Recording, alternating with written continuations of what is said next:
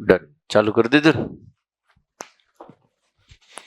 ગયા લેક્ચરમાં છેલ્લે આપણે ટાઇટ્રેશનની ડિસ્કશન કરી હતી, એસિડ બેઝ ટાઇટ્રેશનની ચર્ચા કરી હતી, જેમાં પ્રબળ એસિડ, પ્રબળ બેઝનું ટાઇટ્રેશન, પછી પ્રબળ એસિડ, નિર્બળ બેઝનું, નિર્બળ એસિડ, પ્રબળ બેઝ અને બંને નિર્બળ હોય તો એનું ટાઇટ્રેશન કેવું થાય એની આપણે ચર્ચા કરી હતી. એક ટાઇટ્રેશનની અંદર અહીંયા ઇન શોર્ટ ડબલ ટાઇટ્રેશન જેવું છે, જેમાં Na2CO3HCl સાથે જ્યારે પ્રક્રિયા કરે, બરોબર ધ્યાનથી સમજજો, અહીંયા Na2CO3 અને HCl નું ટાઇટ્રેશન છે. આ કેસની અંદર તમારે 2 મોલ HCl લેવા પડે જ્યારે Na2CO3 સાથે પ્રક્રિયા કરો ત્યારે. પહેલું જે ટાઇટ્રેશન થાય એની અંદર NaHCO3 ફોર્મ કરે, એટલે શું થાય, આમાંથી એક Na અને આમાંથી એક H છે એ અહીંયા જોડાય, એક Cl છે એ Na ની સાથે જોડાય, એટલે અહીંયા બનશે NaCl. ટપ્પો પડ્યો કે ન પડ્યો? આ ટાઇટ્રેશન થાય એ દરમિયાન કોઈ કાર્બન ડાયોક્સાઇડ વાયુ છૂટો નહીં પડે. આ પહેલું ટાઇટ્રેશન થયું. હજી HCl આની સાથે પ્રક્રિયા કરે તો શું થશે, એક Na છૂટો પડશે, અહીંયા 2 H જોડાય એટલે બને શું, H2CO3 અને ફરી પાછું શું બને, NaCl. પણ H2CO3 નું વિઘટન કરો એટલે અહીંયા બનશે H2O અને CO2 વાયુ.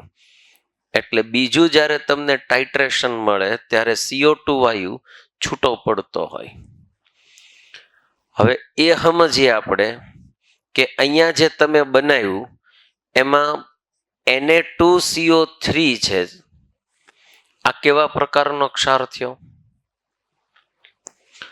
આ CO3 ક્યાંથી આવ્યો હોય, H2CO3 માંથી, અને Na ક્યાંથી આવ્યો હોય, આ બેયનો ક્ષાર થયો. તો આ એસિડ કેવો છે, નિર્બળ. બેઝ કેવો છે, પ્રબળ. બેઝ કેવો છે, પ્રબળ.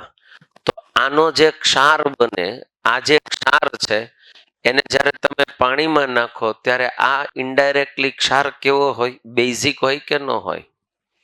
હા કે ના? પણ જ્યારે ટાઇટ્રેશન થાય, પહેલું જ્યારે ટાઇટ્રેશન થશે ત્યારે આ જે ક્ષાર છે એ બેઝિક હશે, એટલે એની pH તમને 7 ઉપર મળશે. અને આ ટાઇટ્રેશનની અંદર તમને અહીંયા મળે છે કોણ, H2CO3, જે પોતે કેવું છે, એસિડ છે. કેવું છે, પોતે એસિડ છે. તો એ pH કેવો મળશે, 7 થી નીચે. 2 અલગ અલગ ટાઇટ્રેશન થાય અને બેયની અંદર અલગ અલગ સૂચક છે એનો ઉપયોગ થાય.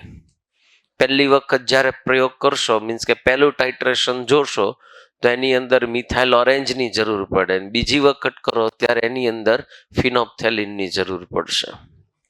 જો Na2CO3 અને HCl ની પ્રક્રિયા આપી છે. જો 2 દ્રાવણો સમાન સાંદ્રતાના હોય તો સંતુલ્ય બિંદુ સુધી પહોંચવા માટે હાઇડ્રોક્લોરિક એસિડના બમણા જથ્થાનો, એટલે 2 મોલ જથ્થાનો ઉપયોગ થતો હોય. આ પહેલું ટાઇટ્રેશન થયું. અચ્છા, અહીંયા કોને લીધું હશે, એસિડ. એસિડ એટલે તમે ડ્રોપ બાય ડ્રોપ કોને એડ કરશો? મેં ગયા લેક્ચરમાં આવું શીખવાડ્યું હતું. જે અહીંયા કદ લખ્યું હોય તમે ડ્રોપ બાય ડ્રોપ એડ કરતા હો, અને આ તમે પહેલેથી લીધું હોય. અચ્છા, તો પહેલેથી આપણે લીધું કોને હશે, Na2CO3 ને. બેઝ નથી, શું છે, ક્ષાર. પણ કેવો ક્ષાર છે, પ્રબળ બેઝનો ક્ષાર છે, એટલે એની pH તમને ઉપર જ મળે. હવે તમે એની અંદર HCl એડ કરવા માંડો તો ઘટના કેવી થાય કે અહીંયા તમને પહેલું ટાઇટ્રેશન મળશે જે 7 કરતા ઉપર છે, એટલે લગભગ 8.3 ની આજુબાજુમાં તમને પહેલું ટાઇટ્રેશન મળે. પણ જ્યારે પહેલું ટાઇટ્રેશન થાય છે ત્યારે CO2 વાયુ છૂટો નથી પડતો. બરોબર ધ્યાનથી સમજજો. હવે તમે HCl ઉમેરવાનું શરૂ કરો એટલે H2CO3 ની અંદર કન્વર્ટ થાય અને ડીકમ્પોઝ થાય એટલે એમાંથી CO2 વાયુ છૂટો પડવાનો શરૂ થાય એટલે આ બીજું ટાઇટ્રેટ શરૂ થયું ને ત્યાં CO2 વાયુ છે ઉત્પન્ન થાય. આગળના ભાગમાં ઉત્પન્ન થતો નથી. અહીંયા જે છે એ CO2 વાયુ છે ઉત્પન્ન થવાનો શરૂ થાય. બરાબર, બધો એક સાથે ન થાય, ધીમે ધીમે આ પ્રક્રિયાની અંદર CO2 વાયુ છે એ મુક્ત થતો દેખાય. અને અહીંયા આગળ બી પોઈન્ટ લખ્યો છે, ત્યાં તમને બીજું જે એન્ડ પોઈન્ટ આપણે કહીએ છીએ એ બીજો એન્ડ પોઈન્ટ મળે. હવે એ બીજો એન્ડ પોઈન્ટ મળ્યો એ ક્યાં મળ્યો તમને? 7 થી નીચે. શું કામ બીજો એન્ડ પોઈન્ટ 7 થી નીચે મળે? H2CO3 હોય. આ પ્રક્રિયા બે અલગ અલગ ભાગમાં થાય છે અને તેના બે સંતુલ્ય બિંદુ હોય છે. પ્રથમ ભાગ 1 માં સોડિયમ કાર્બોનેટ એસિડ સાથે પ્રક્રિયા કરી સોડિયમ હાઇડ્રોજન કાર્બોનેટ અથવા સોડિયમ બાયકાર્બોનેટ છે ઉત્પન્ન કરે. પહેલા કેસમાં ઉત્પન્ન થશે. પ્રથમ સંતુલ્ય બિંદુની pH તમને 8.3 જેટલી મળશે. બરાબર, અને પ્રક્રિયા કાર્બન ડાયોક્સાઇડ ઉત્પન્ન કરતી નથી. બીજા ભાગમાં ઉત્પાદિત સોડિયમ હાઇડ્રોજન કાર્બોનેટ વધુ એસિડ સાથે પ્રક્રિયા કરે. બરાબર, આ ફરી પાછી એસિડ સાથે HCl હારે પ્રક્રિયા કરે એટલે તમને એની અંદરથી વધુ એસિડ સાથે પ્રક્રિયા કરવાથી CO2 વાયુ છે એ મુક્ત થતો હોય. આવી રીતના ડબલ ટાઇટ્રેશન થતું હોય. બોલો, ટપ્પો પડ્યો? જો પ્રક્રિયાને આલેખના બી ભાગ ઉપર તમે જુઓ તો દ્વિતીય સંતુલ્ય બિંદુ છે તમને 3.9 pH મળે છે, એટલે કે 7 કરતા કેવી મળે છે? ઓછી. પણ H2CO3 જે મળે ઇનડાયરેક્ટલી એ નિર્બળ એસિડ હોય એટલે એની pH રેન્જ કેટલી હોય? 3 કરતા ઉપર હોય. આઈડિયા આવે છે? ફિનોપ્થેલિનનો ઉપયોગ પ્રથમ સંતુલ્ય બિંદુ માટે, બીજા માટે કોનો ઉપયોગ થાય છે? મિથાઇલ ઓરેન્જનો. બે માટે અલગ અલગ તમારે સૂચક છે એને લેવા પડશે. એવું જ આ બીજું તમને ડબલ ટાઇટ્રેટ વાળું આપ્યું છે, ઓક્ઝોલિક એસિડ છે. આ કયું છે? H2C2O4. સમજાય છે? COOH લખ્યું છે, એ ઓક્ઝોલિક એસિડ જ છે ને ભાઈ? કે નો ખબર પડી? હલો, આને લખાય આવી રીતે પણ, આને આગળ લખો તો ચાલે. H2C2O4 છે એટલે COOH અને આ થઈ ગયો COOH. આની તમે NaOH સાથે પ્રક્રિયા કરો. કોની યારે? એટલે પહેલા તબક્કામાં સોડિયમ અને વિસ્થાપિત કરશે એટલે બનશે શું તમારી પાસે? અહીંયા COO Na અને COOH. આનો OH અને આનો H છૂટા પડીને શું બનાવશે? H2O. આ પ્રથમ તબક્કામાં તમને મળશે. બીજા તબક્કામાં આ H ને છૂટો પાડીને Na જોડાશે. હલો, આઈડિયા આવે છે?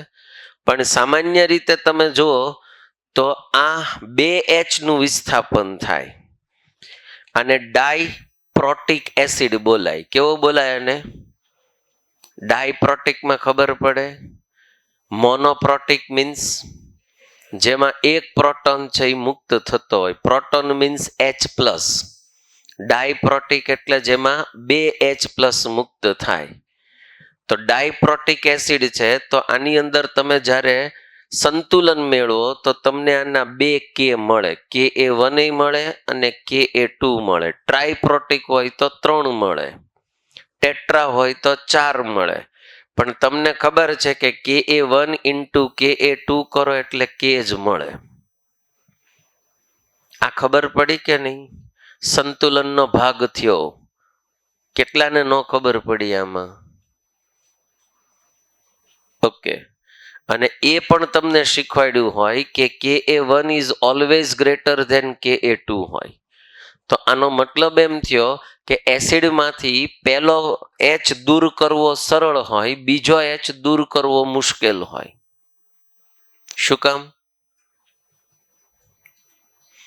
શું કામ? હાથ ઊંચો કરીને, જેને ખબર હોય. પેલો એચ દૂર કરવો સરળ હોય, બીજો એચ દૂર કરવો મુશ્કેલ હોય પેલાની સરખામણીમાં. બોલો. આ વિયોજન અચળાંક છે, જેનો કે એની કિંમત વધારે હોય. નોર્મલી એનો વિયોજન અચળાંકની કિંમત વધારે હોય, મતલબ એનું વિયોજન વધારે થયું હોય, મતલબ એ વધારે પ્રબળ હોય. જે વધારે પ્રબળ હોય એ સરળતાથી મુક્ત કરી શકે, જેની પ્રબળતા ઓછી હોય એ એચ પ્લસ સરળતાથી મુક્ત ન કરે. એટલે આ પહેલો એચ સરળતાથી મુક્ત થાય, બીજા એચ ને સરળતાથી મુક્ત ન થાય. જો લખ્યું છે Ka1 is very greater than Ka2, વધારે થોડું અઘરું પડશે. એટલે પહેલું સંતુલ્ય બિંદુ તમે જુઓ તો અહીંયા મળશે, એક એચ દૂર થશે ત્યારે, અને બીજું સંતુલ્ય બિંદુ છે એ તમને અહીંયા મળશે. હવે તમે જ્યારે પ્રેક્ટિકલ કરો ત્યારે નોર્મલી આ પ્રબળ છે. કેવો છે? આ પ્રબળ છે ને, અને આ કેવો છે? નિર્બળ. તો નોર્મલી જે પ્રબળ હોય ને એને ડ્રોપ બાય ડ્રોપ એડ કરાય, એ સેફટી હોય. અને જે નિર્બળ હોય એને આપણે શું કરતા હતા? પીપેટથી આમ પાછી ફૂંક લઈને મૂકતા હતા, એટલે કદાચ ઘૂંટડો ભરાઈ ગયો તો વાંધો નહીં. બરાબર. એટલે નોર્મલી આવું હોય. પછી બેય પ્રબળ હોય તો વધારે ચાન્સ પેલો કોને આપે? બેઝને. બેઝ અંદર તમે રાખો તો બહુ વાંધો ન આવે. જો એટલે એને શરૂઆતમાં રાખ્યું કોને હશે? એસિડને. કોને રાખ્યું હશે? અને ડ્રોપ બાય ડ્રોપ એડ કોને કરે છે? બેઝને. ખરેખર આ છે ને અહીંયા ઉપર આવે. થોડું તમે એને ડ્રોપ બાય ડ્રોપ એડ કરતા જાઓ એટલે પેલું સંતુલ્ય બિંદુ તમને અહીંયા મળશે. અને હવે જ્યારે બીજું સંતુલ્ય બિંદુ મળશે એ જનરલી ક્યાં મળશે તમને? 7 ઉપર. શું કામ? તમે આનો ક્ષાર બનાવો, આ આખી પ્રક્રિયા પૂરી થાય, તમે આનો ક્ષાર બનાવો તો ક્ષાર કેવો બનશે? Na2C2O4 બનશે કે નહીં બને? તો આ નિર્બળ એસિડ થયો અને આ બેઝ કેવો થયો? પ્રબળ. તો પ્રબળ બેઝ અને નિર્બળ એસિડના ક્ષારનું જે અંતિમ દ્રાવણ મળે એ કેવું હોય? બેઝિક જ હોય ને સાહેબ. તો જે બીજું સંતુલ્ય બિંદુ મળશે એ તમને કેવું મળશે? 7 ઉપર મળશે. પીએચ 7 કરતા વધુ મળશે. હું શું બોલું છું સમજાય છે? આ ડબલ ટાઇટ્રેટ છે, ધ્યાનથી સમજજો. એટલે આ પહેલું બિંદુ મળ્યું, આ બીજું બિંદુ મળશે, અને એમાં સિમ્પલી ટાઇટ્રેશન જ છે. જો આપણે જાણીએ છીએ કે Ka1 is very greater than Ka2, એટલે બીજા હાઇડ્રોજન કરતા પ્રથમ હાઇડ્રોજનને દૂર કરવો વધુ સરળ છે. પ્રથમ હાઇડ્રોજન આયનને દૂર કરવું કેવું છે? વધુ સરળ છે. સોડિયમ હાઇડ્રોક્સાઇડ સાથેની પ્રક્રિયા 2 તબક્કામાં અને આમ 2 સંતુલ્ય બિંદુનો સમાવેશ થતો હોય. સોડિયમના પ્રથમ ભાગમાં હાઇડ્રોજનનું સોડિયમ દ્વારા વિસ્થાપન થાય. આ પહેલા ભાગમાં થયું. પ્રથમ સંતુલ્ય બિંદુ છે એની તમને પીએચ છે એ 2.7 સમથિંગ મળશે, અને બીજા ભાગની અંદર તમે જોશો તો એ લગભગ 8ની આજુબાજુ, એટલે 8.3 પીએચ ઉપર તમને દેખાશે. આ 2 ભાગમાં થયું, ડબલ ટાઇટ્રેટ થયું. બોલો, ક્લિયર થયું બધાને? હવે તમે આની ગણતરી કરો છો તો ગણતરી મેં લાસ્ટ ટાઈમ ડિસ્કશન કરી હતી કે સિમ્પલ છે. કઈ છે? N1V1 is equal to N2V2. આ એનું સીધું ફોર્મ્યુલા છે. તમે ટાઇટ્રેશન કરવા માટે માની લ્યો કે કોઈ ફ્લાસ્કમાં કોઈ એસિડ કે બેઝ લીધો, તો તમારી પાસે એનો N ની માહિતી હોય, તમે એનું કેટલું કદ લીધું છે એની માહિતી તમારી પાસે હોય. બરાબર. હવે જે તમે ડ્રોપ બાય ડ્રોપ એડ કરો છો, ફોર એક્ઝામ્પલ, એનો N તમારી પાસે નથી, એ તમારે ધારો કે જાણવું છે. કાં તો તમારી પાસે આના N ની માહિતી ન હોય તો તમે જેને ડ્રોપ બાય ડ્રોપ એડ કરો છો એના N ની માહિતી હશે તમારી પાસે. અચ્છા, આ V ક્યાંથી મળે? આ N1V1 કહું તો આ V2 ક્યાંથી મળે? તમે ડ્રોપ બાય ડ્રોપ એડ કરો, સૂચક નાખ્યો હોય, અને જે પોઈન્ટ ઉપર કલર ચેન્જ થાય એ તમારો કોણ હોય? V2 હોય. કેમ કે આ સંજોગોમાં ટાઇટ્રેશન કયો, એસિડ બેઝ કયો તો તટસ્થીકરણ પણ થયું હશે. જેટલા H પ્લસ હશે એટલા જ શું મળશે? OH. એટલે સંતુલ્ય બિંદુ જાને કહેવાય ને, બે જણા સંતુલ્ય થયા હોય. સંતુલ્ય થયા હોય એટલે જેટલા H પ્લસ હોય એટલા જ શું મળ્યા હોય? OH. સમજાણું કે નહીં? આ સંતુલ્ય બિંદુ મળશે તમને. અને જો આ સૂત્રનો ઉપયોગ ન કરવો હોય તો M1V1 n factor is equal two શું કરવાનું? M2V2 n ફેક્ટર કરવાનો. નોર્માલિટીની જગ્યાએ મોલારિટી હોય તો તમારે n ફેક્ટર લેવો પડે. આઈડિયા આવે છે? ત્યારે સંતુલ્ય તમને મળે, નહીતર સંતુલ્ય ન મળે. મોલારિટી તમારી પાસે હોય તો M1V1 n factor is equal two M2V2 n factor. દાખલા તરીકે તમને આનો n ફેક્ટર કે તો કેટલો મળે? 2 જ મળે. કેટલો મળે? અચ્છા, Na2CO3 નો n ફેક્ટર કે તો કેટલો મળે? 2 જ મળે. HCl નો કે તો n ફેક્ટર કેમ ગોતાય ખબર છે ને?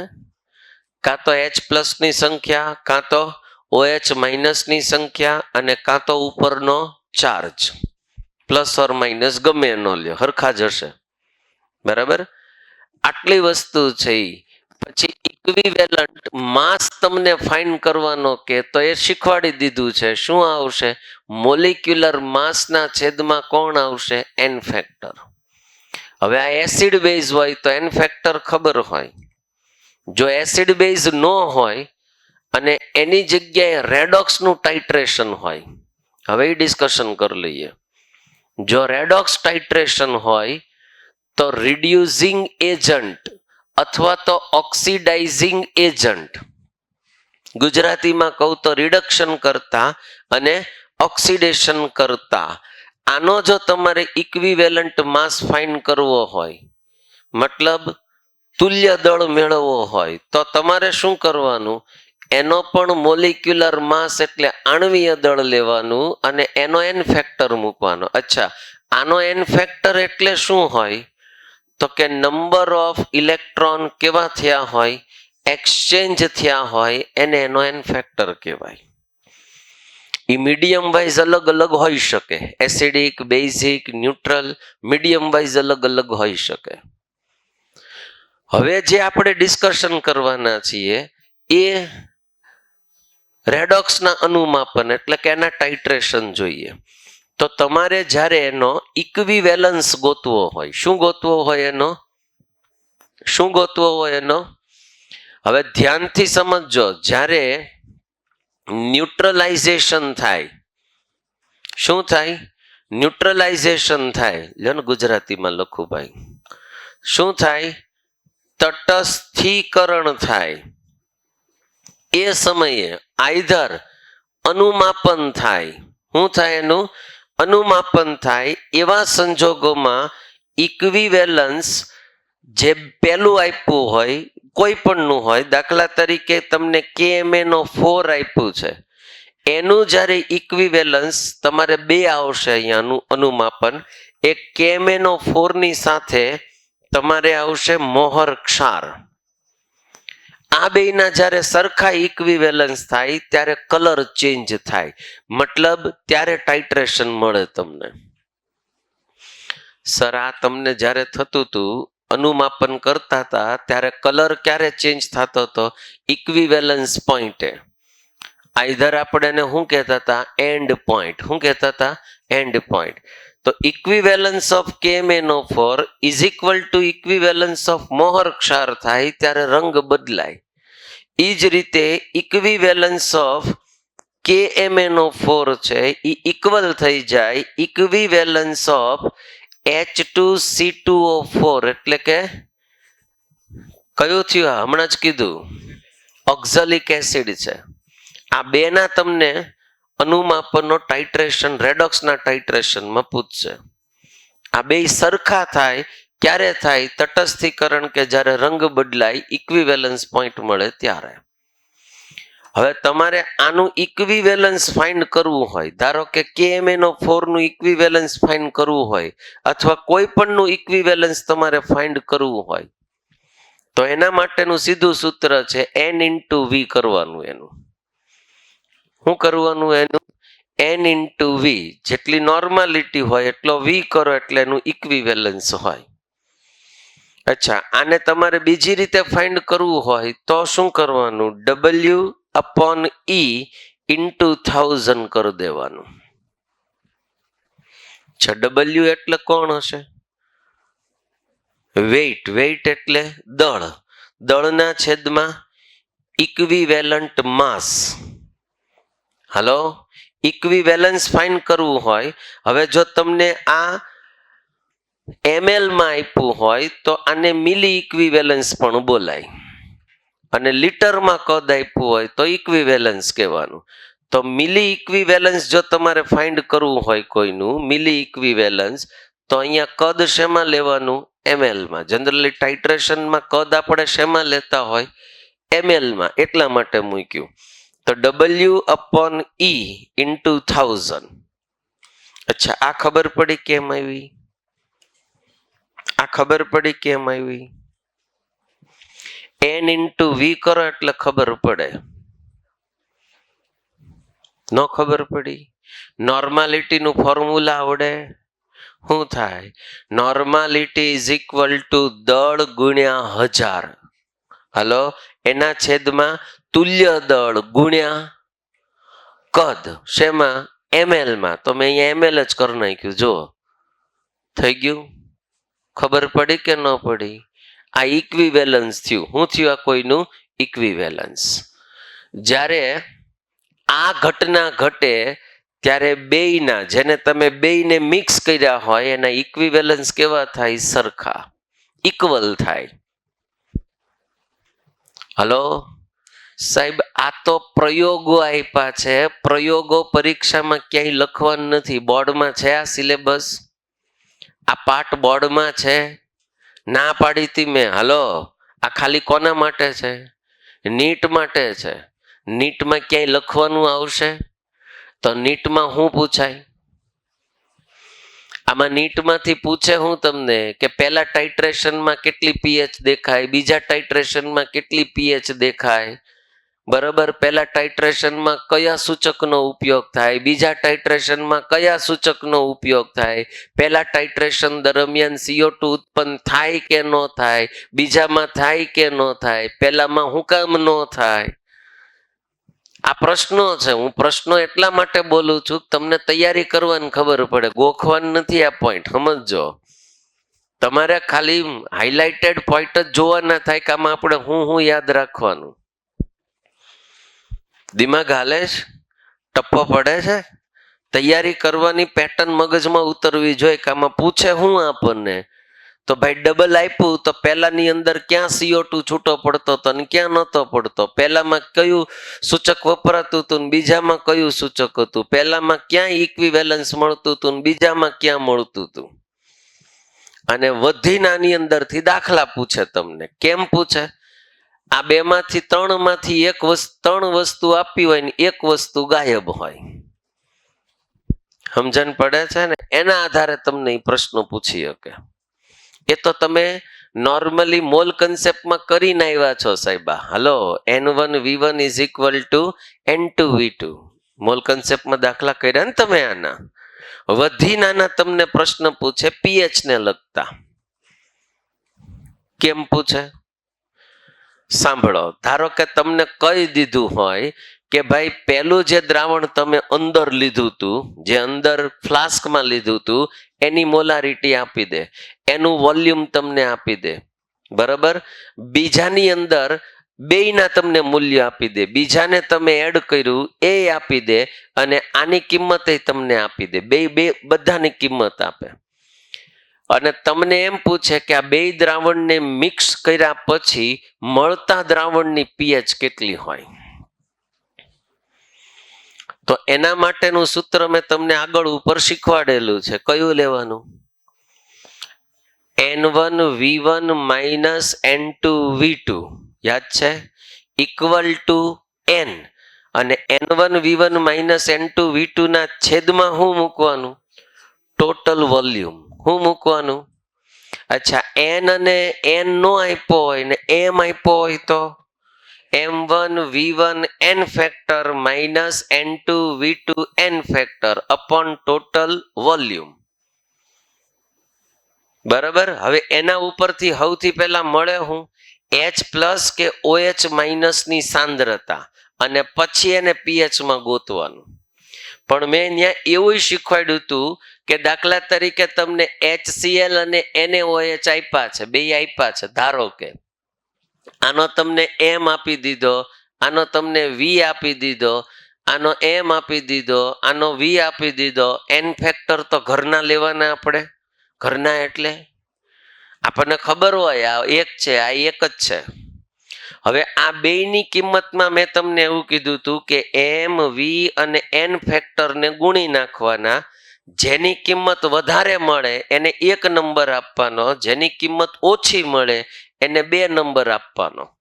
પહેલામાંથી બીજાને બાદ કરો, પછી જે વધે એ જેમાં જે 1 નંબર આપ્યો હોય એની સાંદ્રતા હોય. ધારો કે આનો M1, આનો M, V અને N ફેક્ટર છે એ તમને 300 મળતો હોય ફોર એક્ઝામ્પલ, અને આ 200 મળતો હોય, તો 300 માંથી 200 ને બાદ કરો તો એ જે મળે એ H પ્લસ ની સાંદ્રતા જ હોય. અને માની લો કે આની કિંમત વધારે હોય તો આને 1 નંબર આપવાનો, આને 2 નંબર આપવાના. તો હવે જે મળે સાંદ્રતા એ કોની હોય? OH માઇનસ ની. હવે તમને ધારો કે H પ્લસ ની સાંદ્રતા મળી ગઈ તો આનો pH ગોતતા તો આવડે જ ને સાહેબ. શું સૂત્ર છે? pH is equal two minus log H plus ની સાંદ્રતા. દાખલો ગણી નાખવાનો. અને OH ની સાંદ્રતા મળી હોય તો પહેલા શું ગોતાય? POH, અને પછી કન્વર્ટ શેમાં કરાય? pH. આ બધું ભેગું જ છે સાહેબ. પ્રેક્ટિકલ કયો કે આ જે કયો આ બધું ભેગું કરવાનું હોય. પરીક્ષામાં પ્રશ્ન બધો પૂછી શકે મિક્સ કરીને. નીટમાં તો આમ જ પૂછે તમને. આટલું ક્લિયર થાય છે બધાને? હવે જે ટાઇટ્રેશન આપણે ડિસ્કશન કરવાનું છે એ ટાઇટ્રેશન રેડોક્સ નું છે, રેડોક્સ અનુમાપન. હવે જો એની અંદર તમને 2 વસ્તુ આપી છે. એક વસ્તુમાં ટાઇટ્રેશન તમને લીધું છે KMnO4 કહું કે MnO4 -1 કહું, એનું ટાઇટ્રેશન તમારે મોહર ક્ષાર સાથે, અને એક ટાઇટ્રેશન તમારે આવશે H2C2O4 અથવા તો C2O4 -2 સાથે, ઓક્ઝોલેટ સાથે. આ જ્યારે ટાઇટ્રેશન તમે કરો ત્યારે એ દરમિયાન કોઈ સૂચકની જરૂરિયાત ન હોય. એસિડ બેઝ ટાઇટ્રેશન કરો ત્યારે સૂચક નાખવો પડે. આ ટાઇટ્રેશનની અંદર સૂચકની જરૂર ન હોય. આવું શીખવાડ્યું હશે પ્રેક્ટિકલમાં. અચ્છા, શું કામ જરૂર ન હોય? KMnO4 પોતે સ્વયં સૂચક છે. KMnO4 પોતે ઓક્સિડેશન કરતા છે, એટલે બીજાનું શું કરે? ઓક્સિડેશન. એટલે જો ધારો કે તમે KMnO4 લીધું અને એની સાથે તમે માની લ્યો કે H2C2O4 લીધું, તો આ બાકી વધેલો આનું ઓક્સિડેશન કરશે. ઓક્સિડેશન કરીને એને CO2 માં ફેરવશે અને પોતે Mn+2 માં ફરી જશે. પણ જેટલો આનું ઓક્સિડેશન કરવા માટે આ વપરાઈ જાય એ સિવાયનો જે બાકી પડ્યો હોય, જે પોતે વિઘટિત ન થયો હોય, એ જ્યારે દ્રાવણમાં જાય ત્યારે એ દ્રાવણનો રંગ છે એ આછો ગુલાબી રંગ આપી દે. આનો પોતાને દ્રાવણમાં નાખો ખાલી તો આછો ગુલાબી રંગ આપે તમને સીધે સીધો. હવે શું થાય? આનું ઓક્સિડેશન કરે, આ પૂરેપૂરો ઓક્સિડાઇઝ થઈ જાય. પછી બાકી વધેલો જે છે જેનું વિઘટન થયું જ નથી, એ પોતે રંગ આપવાનું શરૂ કરશે. પહેલા રંગ નહીં આપે, પહેલા શું કરશે? આનું વિઘટન કરશે, મીન્સ કે આનું ઓક્સિડેશન કરશે. બાકી વધેલો જે વિઘટિત નથી થયો એ રંગ આપવાનું ચાલુ કરે. એનો મતલબ કે આને પૂરેપૂરો ઓક્સિડાઇઝ થઈ જાય. પૂરેપૂરો ઓક્સિડાઇઝ થઈ જાય. એ ક્યારે પૂરેપૂરો ઓક્સિડાઇઝ થઈ જાય? આ થાય ત્યારે. આ ઘટના ઘટે ત્યારે પૂરેપૂરો ઓક્સિડાઇઝ થઈ જાય. હવે પૂરેપૂરો ઓક્સિડાઇઝ થઈ ગયો, બાકી જે વધ્યો છે એ શું કરશે? રંગ આપવાનું શરૂ કરે. આ રંગ આપવાનું શરૂ કરે એનો મતલબ જ એમ થાય કે પૂરેપૂરો ઓક્સિડાઇઝ થઈ ગયો, અને એને જ આપણે શું કહીએ છીએ? સંતુલ્ય બિંદુ અથવા તો એન્ડ પોઈન્ટ. કારણ પૂછશે તમને, શા માટે પ્રશ્ન પૂછી શકે કે શા માટે રેડોક્સ અનુમાપનમાં KMnO4 મોહર ક્ષાર કે ઓક્ઝોલિક એસિડ સાથે પ્રક્રિયા કરે ત્યારે સૂચકની જરૂર પડતી નથી. અથવા કારણ અને વિધાનમાં પ્રશ્ન પૂછે કે રેડોક્સ અનુમાપનમાં KMnO4 નું અનુમાપન H2C2O4 સાથે થાય ત્યારે સૂચકની જરૂર પડતી નથી. પછી કારણ આપે કે એ સ્વયં સૂચક છે, કાં તો કારણ આપે કે અવિઘટિત KMnO4 છે જે H2C2O4 નું ઓક્સિડેશન કરે એ બાદ પોતે રંગ આપવાનું શરૂ કરે, અથવા તો એ પોતે જ આછો ગુલાબી રંગ છે એ દર્શાવે. આ બધા કારણ અને વિધાનના પ્રશ્નો અહીંથી પૂછી શકે. પણ સાહેબ, તમને ખબર છે કે જ્યારે KMnO4 લઈએ ત્યારે માધ્યમ અગત્યનું હોય. જો એસિડિક માધ્યમ હોય તો જનરલી આ 5 ઇલેક્ટ્રોન શું કરે? મુક્ત કરે કે મેળવે? હજી અડધાની નથી ખબર એટલે પૂછું છું. સર, આ પોતે ઓક્સિડેશન કરતા છે એટલે એનું પોતાનું શું થાય? રિડક્શન. એટલે 5 ઇલેક્ટ્રોન મેળવે, ગુમાવે નહીં. શું કરે? મેળવે. અને આ શું કરશે? 2 ઇલેક્ટ્રોન ગુમાવશે.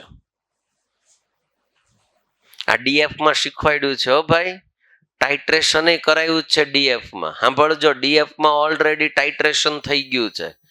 કહું કેવી રીતે થયું છે. જો તમને કેનું એક્ઝામ્પલ આપું. ફોર એક્ઝામ્પલ, તમારે એસિડિક મીડિયમની અંદર KMnO4 અને H2C2O4 નું ટાઇટ્રેશન કરાવવું છે. તો પહેલું કામ શું કરવું પડે કે જે KMnO4 જે છે એનું માધ્યમ ડિસાઈડ કરવા માટે આપણે આની અંદર શું કરતા હતા? એસિડ ઉમેરતા હતા. યાદ કરો, ત્યાં મેં એક પોઈન્ટ શીખવાડ્યો હતો, જો તમને યાદ હોય તો. આમાં H2SO4 ઉમેરવાનું, HCl નહીં ઉમેરવાનું. શું કામ? કારણ કે KMnO4 HCl નું ઓક્સિડેશન કરીને Cl2 વાયુ છૂટો પાડતો હતો.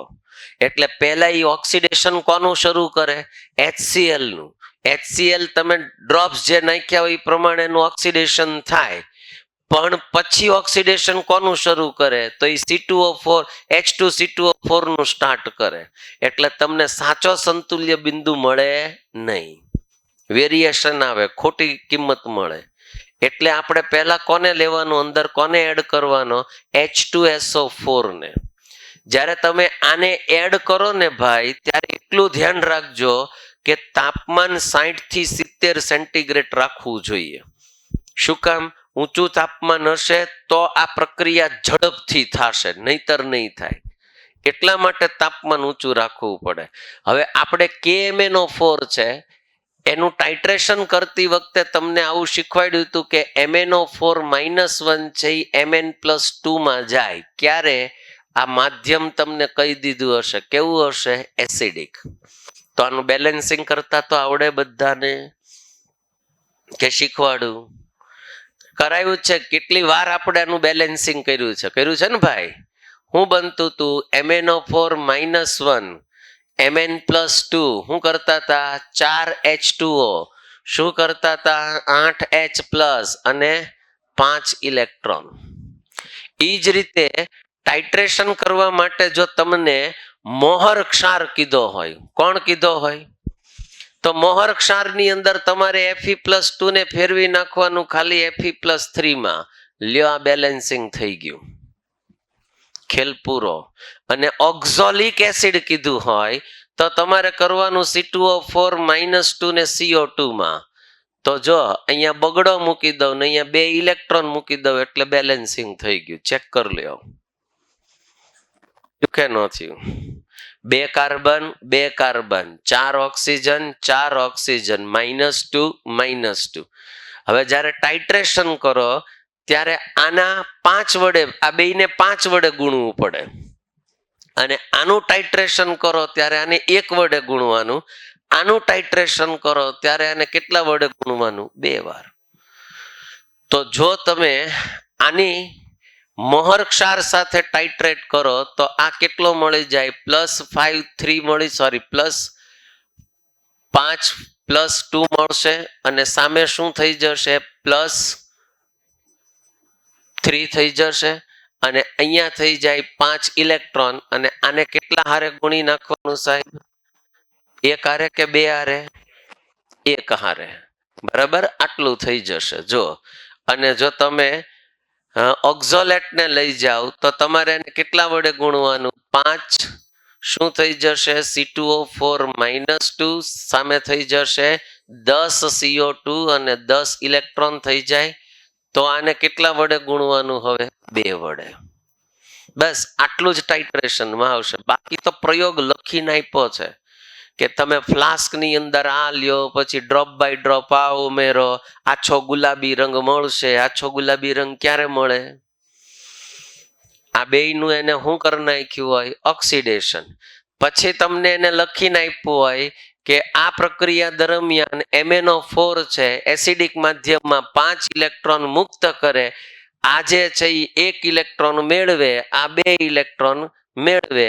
એ પ્રયોગ કર્યો છે. એ તમારે ગણતરી તો આ જ કરવાની. N1V1 = N2V2.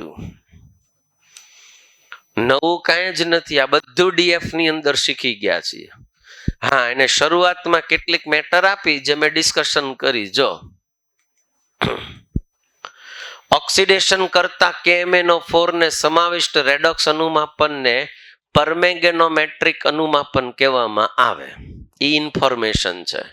આ અનુમાપનમાં મોહર ક્ષાર છે, ઓક્ઝોલિક એસિડ છે, કેટલાક ઓક્ઝોલેટ્સ છે, એ બધા રિડક્શન કરતાનું એસિડિક માધ્યમમાં ઓક્સિડેશન કરતા KMnO4 સાથે સીધું જ અનુમાપન કરવામાં આવે. આ બધા રિડક્શન કરતા છે. મોહર ક્ષાર, ઓક્ઝોલિક એસિડ એ બધા રિડક્શન કરતા છે. કેમ કે KMnO4 કેવો છે? ઓક્સિડેશન કરતા. આ અનુમાપનમાં KMnO4 નું સ્વયંસૂચક તરીકે કામ કરે છે. એસિડિક માધ્યમમાં KMnO4 રિડક્શન કરતા જેવા કે ઓક્ઝોલિક એસિડ મોહર ક્ષાર સાથે પ્રક્રિયા આપે છે. જ્યારે સમગ્ર રિડક્શન કરતાનું ઓક્સિડેશન થઈ જાય ત્યારે બાકી વધેલો KMnO4 નું વિઘટન થતું નથી અને તે દ્રાવણને ગુલાબી રંગ આપે છે. આમ તે સૂચક તરીકે કામ કરે છે. બોલો, ડિસ્કશન થઈ ગઈ. હું કામ સૂચક તરીકે કામ કરે છે એ મેં સમજાયું. હલો, અનુમાપન કેમ થાય? અંતિમ બિંદુ મતલબ એન્ડ પોઈન્ટ શું હોય? અંતિમ બિંદુ એટલે હું નામ આપ્યું હતું? End point, either equivalence point. શું થતું હતું? KMnO4 નું અનુમાપનમાં અંતિમ બિંદુ રંગવિહીનમાંથી કેવો રંગ આપશે તમને? કાયમી હળવો નહીં પણ આછો. એને અંગ્રેજીનું હાવ ગુજરાતી કર્યું હોય ને, લાઇટ પિંક, હળવો ગુલાબી. એમ હાવ શુદ્ધ ગુજરાતી કર્યું હોય. આપણને એમ તેમ હળવો ગુલાબી કેવો હશે? આ એને આખી મેટર સમજાવી છે જે પ્રયોગ કર્યો છે. જો આ પ્રયોગની અંદર પહેલા એને આ બેયને ભેગા કરી દીધા. આ બેયને તમે ભેગા કરી દો એટલે તમને આ પ્રક્રિયા મળશે ભાઈ. મોલર દળ કેમ ગોતવાનું એ ખબર છે? તુલ્ય દળ કેમ ગોતાય મેં શીખવાડ્યું. રિડક્શન, રિડ્યુસિંગ એજન્ટ કે ઓક્સિડાઇઝિંગ એજન્ટ નું તુલ્ય દળ જોતું હોય તો કેમ મળે? આણવીય દળના છેદમાં n ફેક્ટર. અચ્છા, n ફેક્ટર કોણ હોય? Number of electron exchange. જો આ 5 આપ્યા KMnO4 માટે. કયું માધ્યમ છે આ? એસિડિક. અચ્છા, બેઝિક માધ્યમ હોય તો? આ સૌથી મોટી ભૂલ કરીએ છીએ પરીક્ષામાં. બેઝિક માધ્યમ કે એટલે નિર્બળ બેઝ જ લેવાનો અને એને તટસ્થ ગણીને જ હાલવાનો. એટલે કેટલા લેવાના? 3. પ્રબળ બેઝ કે તો જ 1 લેજો. ધ્યાનથી સમજજો. જો તમને સૂચના આપે કે પ્રબળ બેઝ તો જ 1 ઇલેક્ટ્રોન લેવાનો અધરવાઇઝ બેઝિક માધ્યમ કે એટલે એ નોર્મલી કયું હશે? નિર્બળ બેઝ જ હોય. ઇટ ઇઝ ઇક્વલ ટુ તટસ્થ. સમજાય છે? એટલે એમાં કેટલા ઇલેક્ટ્રોન લેવાના? 3. આવું કોમ્પિટિટિવ એક્ઝામની અંદર પૂછાઈ ગયા પ્રશ્નો. ગુજરાતીમાં એ લોકો આવું જ કરે છે. મેં એક શબ્દ લખાયો હતો ફેન્ટલી બેઝ. કેવો શબ્દ લખાયો હતો? ઘણી વખત આ લોકો લખે છે કાઉન્સમાં ઇંગ્લિશમાં ફેન્ટલી બેઝ એવું લખે છે, એટલે નિર્બળ બેઝ કયો, બેઝ નો લખે, ફેન્ટલી આલ્કલી લખે. શું લખે? ફેન્ટલી આલ્કલી. પ્રબળ બેઝ નો કે ત્યાં સુધી એક નહીં લેવાનો. સાંભળજો, બેઝ કે એટલે કેટલા ગણવાના? 3. સમજાય છે? એટલે એ ભૂલ નહીં કરતા. આ પહેલું આપ્યું છે ઓક્ઝોલિક એસિડ વિરુદ્ધ KMnO4 નું અનુમાપન. પ્રયોગ આપ્યો છે સીધે સીધો. જો એને પ્રયોગ વાંચું કે આવડશે? એમાં ટાઈમ નહીં બગાડું. અને આમાં આપણે ક્યાંય પ્રયોગ લખવાનો નથી. બોર્ડમાં એક જ જગ્યાએ પ્રયોગ લખવાનો આવશે. ક્યાં? પ્રેક્ટિકલ એક્ઝામમાં. ક્યાં આવશે? પ્રેક્ટિકલ એક્ઝામમાં લખવાનું. એ તમે પ્રયોગ કર્યો એ આવી રીતે લખવાનું. ઓક્ઝોલિક એસિડ વિરુદ્ધ KMnO4 નું અનુમાપન. સૂચક પોતે જ હોય. બરાબર? પછી આ અંતિમ બિંદુમાં શું થાય? તો કે ગુલાબી રંગ આપશે. સિદ્ધાંત કેમ હોય ને કેમ પ્રયોગ કરો છો એ તમારે આખે આખું વર્ણન જીકી દેવાનું. હું તમે કર્યું. પછી ગણતરી આપશે તમને. રાસાયણિક પ્રક્રિયા લખવાની કે તો આ પ્રક્રિયા ન લખતા આ પ્રક્રિયા લખજો. સીધે સીધી સિમ્પલ છે. પરીક્ષામાં આ બેન ભેગા કરતા આવડે ને ભાઈ? આ બેન ભેગા કરી દેવાના આવડે ને? ડાબી બાજુ વાળું જમણી બાજુ વાળું ઇલેક્ટ્રોન શું કરી દેવાના? કેન્સલ. મોહર ક્ષાર કે તો આ પ્રક્રિયા આપવાની આ વાળી, અને ઓક્ઝોલિક એસિડ વાળી કે તો આ પ્રક્રિયા આપવાની. ખેલ પૂરો. ડન.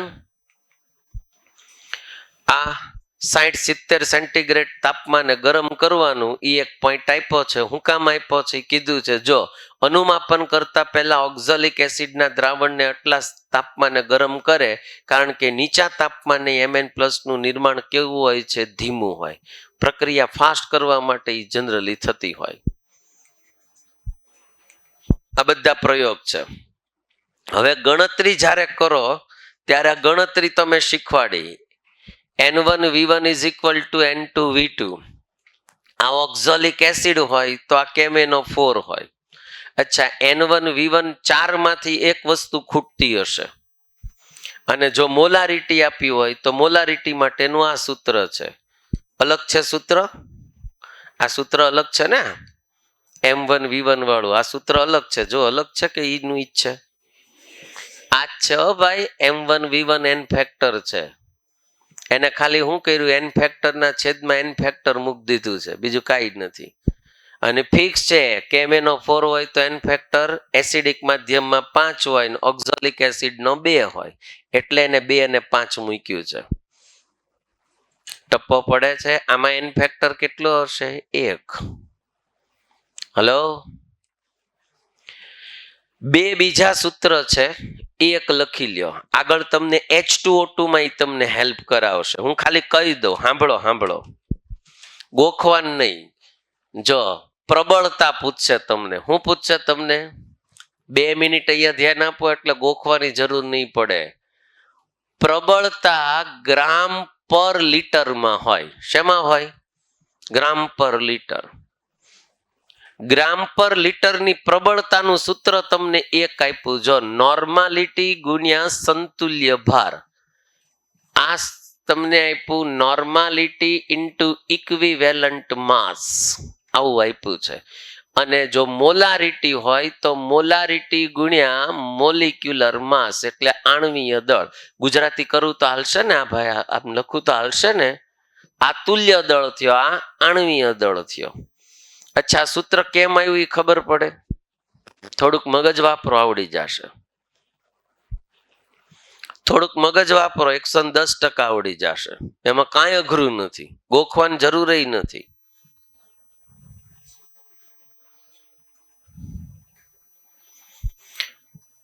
મોલારિટી નું સૂત્ર બોલજો બેન.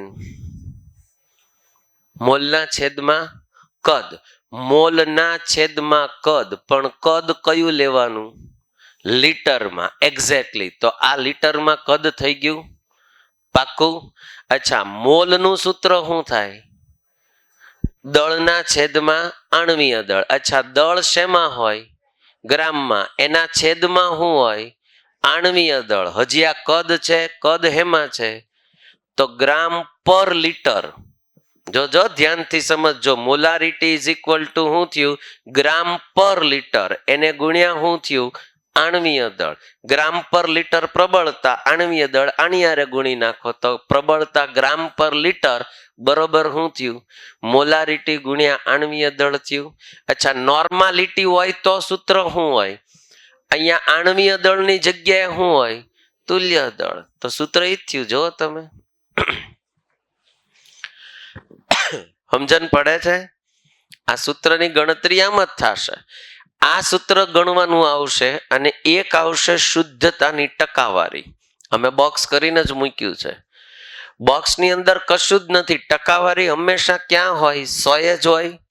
તો ઉપરના ભાગમાં જે શુદ્ધ નમૂનો છે એની પ્રબળતા લેવાની. અચ્છા, પ્રબળતા ગણતા આવડે? હવે પ્રબળતા ગણતા આવડે? શુદ્ધ નમૂનાની પ્રબળતા ના છેદમાં આપેલા નમૂનાની પ્રબળતા, મતલબ 100% શુદ્ધ નહીં હોય.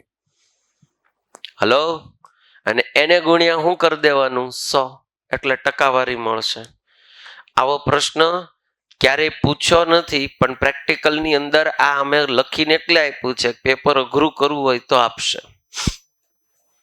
બરાબર. ટકાવારી વાળો એક દાખલો કરાવીશું તમને, અને એક આને ધ્યાનમાં રાખીને દાખલો કરાવીશ. 2-4 દાખલાઓની આપણે ડિસ્કશન કરશું આજે. જો આ બધી ડિસ્કશન થઈ ગઈ છે. આ તમને ટેબલ અમે રેડોક્સમાં આપ્યું છે. રેડોક્સના મોડ્યુલની અંદર આ ટેબલ આપ્યું છે રેડોક્સ અનુમાપનમાં. હલો, પણ આમાંથી 70% મેં રિવિઝન કર્યું. ક્યાં? ડીએફમાં કર્યું. જો તમને ખબર હોય તો હું તમને ખાલી કહી દઉં ક્યાં રિવિઝન કર્યું એ કહું. તમે યાદ કરો, Cr2O7-2 છે એ ઓક્સિડેશન કરતા હતો. આ ટોપિક મેં ભણાવ્યો ત્યારે. K2Cr2O7 ભણાવ્યો ને ભાઈ? હલો, આ ઓક્સિડેશન કરતા હતો. એસિડિક માધ્યમમાં આ કન્વર્ટ થાય છે એમાં Cr+3 માં. એટલે આનું રિડક્શન થયું. એટલે આ પોતે કોણ છે? ઓક્સિડેશન કરતા. અચ્છા, આ કોનું ઓક્સિડેશન કરતો તો? જો તમને યાદ હોય તો હું કરાવું. યાદ કરો, Fe+2 ને હેમાં ફેરવતો તો? S-2 ને S માં. યાદ છે ભાઈ? હાલો, I- ને I2 માં. આવું એક મેં તમને ટેબલ કરાવ્યું હતું 4-5. યાદ છે? હા, એ વસ્તુ તમે યાદ કરો. સેકન્ડ થિંગ મેં એક આવું કરાવ્યું હતું કે MnO4-1 છે એ ઓક્સિડેશન કરતા છે. એમાં પહેલું શીખવાડ્યું હતું એસિડિક માધ્યમમાં. એમાં 4 રિપીટ થતા હતા. યાદ કરો. અને બીજા કેટલાક વધારાના આપ્યા હતા કોષ્ટકમાં. યાદ છે? જેમ કે H2O2 ને O2 માં. હલો, NO2-1 ને NO3-1 માં. SO2-2 ને SO3-2 માં. સોરી, SO3-2 ને SO4-2 માં. હલો, તો સર ઈ જ બધા છે. અને પછી બેઝિક માધ્યમમાં કરાવ્યું હતું. યાદ કરો, બેઝિક કે ન્યુટ્રલમાં. યાદ છે? એમાં I- છે એ I2 માં નહોતો ફરતો, IO3-1 માં ફરતો હતો. યાદ છે? એ જ વસ્તુ છે. અને હમણાં લાસ્ટ જે WRT લીધી એમાં અમે એક એવો ક્વેશ્ચન પૂછ્યો હતો જેમાં ઘણા બધાએ લોચો માર્યો હતો. કેવો લોચો માર્યો હતો એ કહું. આર્યો જો પ્રશ્ન, S2O3-2 છે એ S4O6-2 માં કન્વર્ટ થાય ત્યારે નંબર ઓફ ઇલેક્ટ્રોન એક્સચેન્જ કેટલા થાય? 2. પણ પર મોલે કેટલા થાય? 1. એટલે તમે જુઓ, એનો ઇક્વિવેલન્ટ માસ છે એ મોલિક્યુલર માસને ઇક્વલ જ મળતો હતો. ઘણાએ શું કર્યું હતું? મલ્ટીપ્લાય બાય 2 કેવું કર્યું હતું ને કાંઈક, ડિવાઇડેડ બાય 2, કેમ કે 2 ઇલેક્ટ્રોન જોઈ ગયા હતા. પણ એ પર મોલે જોવાનું. શું જોવાનું? આના 2 મોલે 2 ઇલેક્ટ્રોન છૂટા પડે તો પર મોલે કેટલા છૂટા પડે? 1. આ ભૂલ ઘણા કરી હતી, કાંઈ વાંધો નહીં, શીખવા મળ્યું. ત્યાં આઈડિયા આવે છે. આમાંથી મોટા ભાગની મેટર આપણે ડિસ્કશન કરી છે, એટલે આ ટેબલ ઇમ્પોર્ટન્ટ છે, ધ્યાનથી સમજજો. તમને ઇક્વિવેલન્ટ માસ ફાઇન્ડ કરવાનો કે ત્યારે તમને હેલ્પ કરે. રેડોક્સમાં આવા MCQ પૂછ્યા છે જે તે ટાઈમે. હો ભાઈ, જેઈમાં બહુ પૂછ્યા છે, નીટમાંય પૂછ્યા છે, નથી પૂછાયું નથી. અને DF ને ધ્યાનમાં રાખીને બોર્ડમાં પૂછી શકે. DF ચેપ્ટરમાં આપણે મોટા ભાગનું કર્યું, તો એને ધ્યાનમાં રાખીને ક્યાં પૂછી શકે? બોર્ડમાં પૂછી શકે. આમાંથી 60-70% તો રિવિઝન કર્યું તો આપણે ન્યાનું. આ વસ્તુ જે અહીંયા નહોતી આપી, ત્યાં મેં તમારી સાથે ડિસ્કશન કરી હતી, એટલે બોર્ડ માટે અગત્યનું છે. જો Fe+2 શેમાં ફરે? Fe+3 માં. I- શેમાં ફરે? I2 માં. માધ્યમ કયું છે? એસિડિક. I- છે હેમાં ફરે? IO3- માં. માધ્યમ કયું છે? બેઝિક. આ રેડોક્સમાં આપ્યું હતું અમે, અને આ પાછું ક્યાં આવ્યું? DF માં. યાદ કરો. એટલે આ બધું કરવાનું જ છે સાહેબ. આમાં ક્યાંય તમને એમ થાય રેડોક્સમાં આપ્યું હોય ત્યારે એમ થાય કે આ બધું તમારે ક્યાંય આવતું નથી, અમે શું કામ ભણીએ? આવી જ ગયું. ક્યાં આવ્યું? તમારે DF માં. એટલે ઓલ ઓવર નીટમાં બધા જ ક્વેશ્ચન પૂછાવાના ચાન્સીસ હોય, અને પૂછાય છે. MCQ આપણે ડિસ્કશન કરી હતી, યાદ કરો. I-3 બેઝિક માધ્યમમાં ક્યાં શેમાં રૂપાંતરણ પામે? એવા ઓપ્શન 3 ક્વેશ્ચન દેખાડ્યા હતા, યાદ કરો. ગુજસેટમાં હતો, જેઈમાં હતો, અને લગભગ બોર્ડમાં હતો. આવા 3 પ્રશ્નો પૂછાણા હતા. હવે આ મેં કરાવી દીધું. મિલી તુલ્યાંક બરોબર શું કરાયું? Normality into ml volume. Hello, milli equivalent is equal two શું થાય? Normality into volume ml.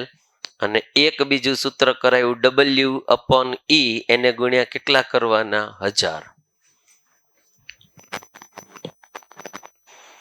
વિચારીને જવાબ આપો. એક હિન્ટ કાઉન્સમાં આપી દીધી છે, થોડુંક વિચારીને જવાબ આપો, આવડી જશે. ત્યાં હું બોર્ડ ક્લીન કરી નાખું.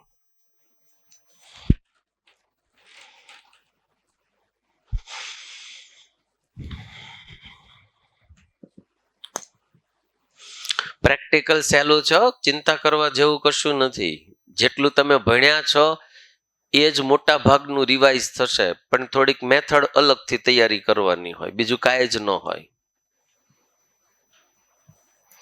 અચ્છા, આ બેલેન્સિંગ પ્રક્રિયા છે? નથી. એનો મતલબ પહેલા તો શું કરવાનું? બેલેન્સ.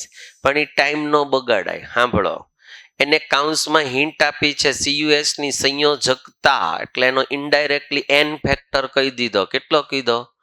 8 કીધો. કેટલો કીધો? એનો મતલબ જ્યારે તમે બેલેન્સ કરો ત્યારે એક્સચેન્જ ઇલેક્ટ્રોન કેટલા થશે? 8 થશે. હા કે ના? અને આ એસિડિક માધ્યમ કીધું છે, એટલે KMnO4 હોય, એના કેટલા હોય? તો સીધું છે કે એકમાં 8 ઇલેક્ટ્રોન મળે ને એકમાં 5 મળે. બે હરખા નથી, એટલે ક્રોસ ગુણાકાર થાય. ભેગું કરશો ત્યારે તો એનો મતલબ એમ હશે કે આ 8 MnO4 -1 અને આ 5 Cu+2 સમથિંગ હશે. Cu2S લ્યો કે Cu લ્યો, જે ગણો આવું જશે કે નહીં હોય? હા કે ના? બેલેન્સિંગ ની અંદર મેથડ તો આવી જ આવશે. જો તમારે આ જ જોવાનું હશે, બેલેન્સિંગમાં આવું જ હશે. બાકી બધું બેલેન્સિંગ આપણે નથી કરવું ભાઈ. આટલી મળે એટલી ખબર પડે. તો એનો મતલબ એમ થયો કે જ્યારે આના 8 મોલ હોય ત્યારે આને જરૂર કેટલી પડે? 5 મોલની. હવે આપણને પ્રશ્ન શું પૂછ્યો છે? એસિડિક માધ્યમમાં 1 મોલ Cu2S નું ઓક્સિડેશન કરવા કેટલા મોલ MnO4 ની જરૂર પડે? હલો, આ 8 એ 5 ની જરૂર પડે, તો આના 1 મોલે આના કેટલા મોલની જરૂર પડે? કેટલા મોલની જરૂર પડે?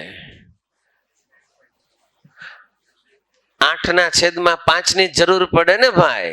ઓપ્શન કાં તો એવું આપ્યો હોય ને કાં તો ભાગાકાર કરીને આપ્યો હોય. નથી ખબર પડતી.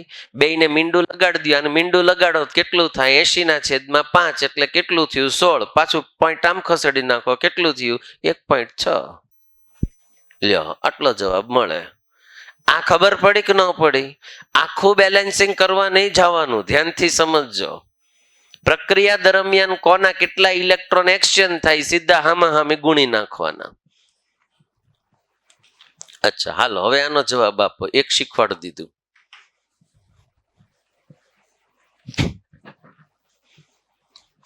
એસિડિક માધ્યમમાં 1 મોલ MnO4-1 આયન દ્વારા ઓક્સિડેશન પામતા ઓક્ઝોલેટ આયનના મોલની સંખ્યા ગણો.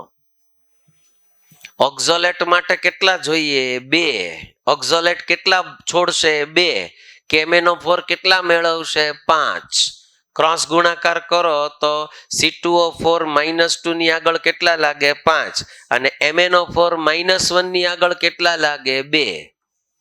એટલે બેલેન્સિંગમાં આમ જ હશે ને, 2 MnO4-1 અને 5 C2O4-2 આમ જ હશે.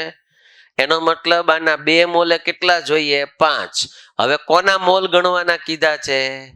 ઓક્ઝોલેટના કીધા છે. તો આના 1 મોલે આ કેટલા હોય? સમજાય છે? અચ્છા KMnO4 ના પૂછ્યા હોત તો ઊંધું થઈ જાય. તમને એમ કીધું કે 1 મોલ ઓક્ઝોલેટનું ઓક્સિડેશન કરવા આની કેટલા મોલની જરૂર પડે, તો તમારે આમ કરવાનું કે તો આના 1 મોલે આની કેટલી જરૂર પડે. બે અરસપરસ પ્રશ્ન પૂછી શકે. દિમાગ હાલે છે? આવા MCQ પૂછશે તમને. હાલો હવે આમાં શું કરાય કયો?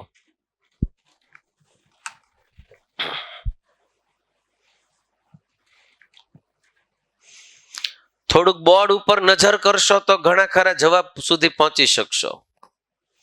બોર્ડ ઉપર નજર કરો અને આવા પ્રશ્ન પેપર અઘરું બનાવવું હોય ત્યારે પૂછે જ છે. પ્રશ્ન લખવો જ લખી લ્યો, મોડ્યુલમાં નહીં મળે. મેં રેફરન્સમાંથી લીધેલો છે. મોડ્યુલમાં એડ કરી દેજો ને કેમ ગણાય સમજી લેજો.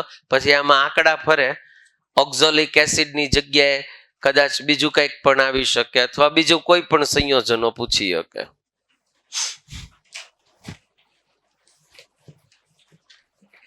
આવો એક પ્રશ્ન જેઈમાં પૂછાણો છે જે તે સમયે, આઈ થિંક સો 2018માં લગભગ પૂછાણો છે. રેડોક્સના મોડ્યુલમાં આપેલો છે. 18 કે 19માં જેઈમાં પૂછ્યો છે ને. રેડોક્સમાં ની H2O2 માં છે કા ટાઈપનો.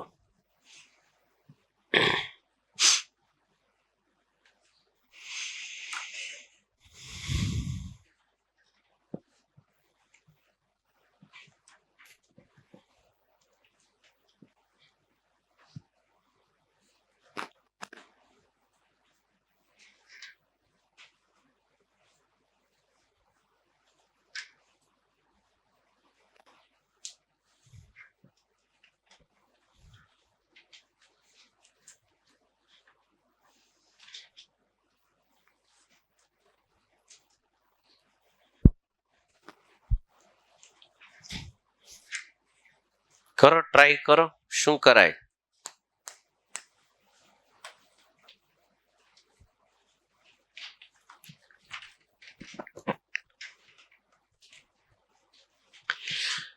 .235 નોર્મલ 45.6 ml H2SO4 ના દ્રાવણનું તટસ્થીકરણ કરવા 85% શુદ્ધતા ધરાવતા Na2CO3 નું દળ કેટલું જરૂરી છે? જો તમને માની લ્યો કે આની નોર્માલિટી આપી દીધું હોત ને આનું કદ પૂછ્યું હોત તો તમે શું કરત? N1 V1 N2 V2 ખેલ પૂરો થઈ ગયો. જો તમને આની નોર્માલિટી આપી દીધી હોત, આનો મોલારિટી આપી હોત તોય થઈ જાત, n ફેક્ટર તો મળી જાય. તો આનું કદ ખાલી ગોતવાનું કીધું હોત તો શું કરત તમે? N1 V1 = N2 V2 ખેલ પૂરો થઈ ગયો. તો કઈ માથાકૂટ જ નહોતી. હવે એને લખ્યું જ છે કે તટસ્થીકરણ થયું છે, બરાબર? એટલે શું કરવું પડે એ સમજાવું. જો પહેલા તો આ ખબર પડવી જોઈએ. એનો મતલબ એમ થાય કે જ્યારે આના મિલી ઇક્વિવેલન્સ ઓફ H2SO4 છે is equal two milli equivalence of કોણ આપ્યું છે Na2CO3 થાય ત્યારે તટસ્થીકરણ થયું હશે. લખ્યું છે તટસ્થીકરણ કે થાય કલર બદલાય ત્યારે આ સ્થિતિ હોય.